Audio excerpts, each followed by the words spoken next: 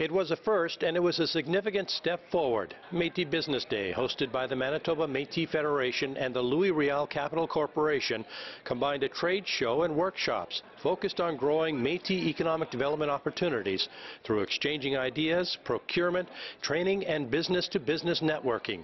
MMF President David Chartrand says with 2011 to 2020 being declared the decade of the Métis Nation comes a new era for the Métis people. Knowing the fact that this is done through a volunteer system, nobody's paid here, the business is coming on their own.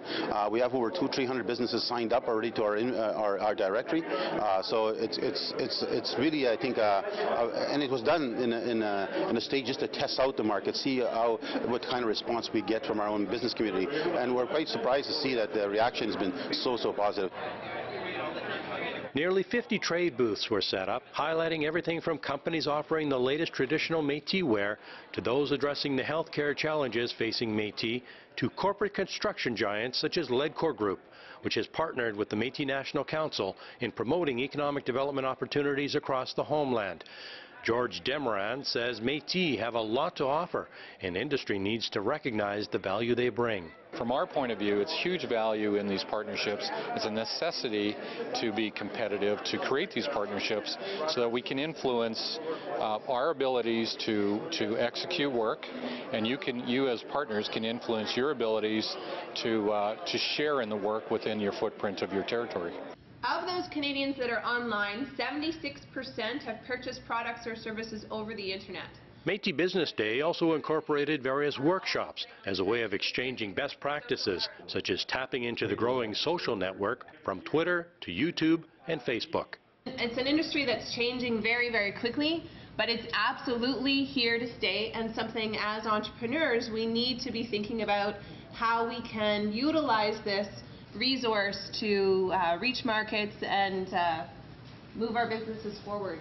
Brad Franck urged tradegoers to think outside the box and to consider sticking to key messages that set them apart from the competition. What is it that makes you stand out? What is it that people will talk about? People will pay a little bit more if your comparative advantage or competitive advantage is something that they're really interested in. So what are you good at? What are you the expert at? What are you special at? For the general manager of the Riel Capital Corporation, Metis Business Day was a huge success that can be built upon. Out of those 50 booths, I think most of the feedback that I'm getting is everybody was very happy with the turnout, and certainly we had great presentations going on throughout the day. We would like to look at doing something very similar to this in the future, in the near future, perhaps an annual event, and we'll take this and we'll learn from it, and hopefully we will be able to turn this into a two-day event. I would really like to see the panel discussions happen on the second day so that all of the participants in the trade show could actually attend the panel discussions, and we look forward to something like that next time around.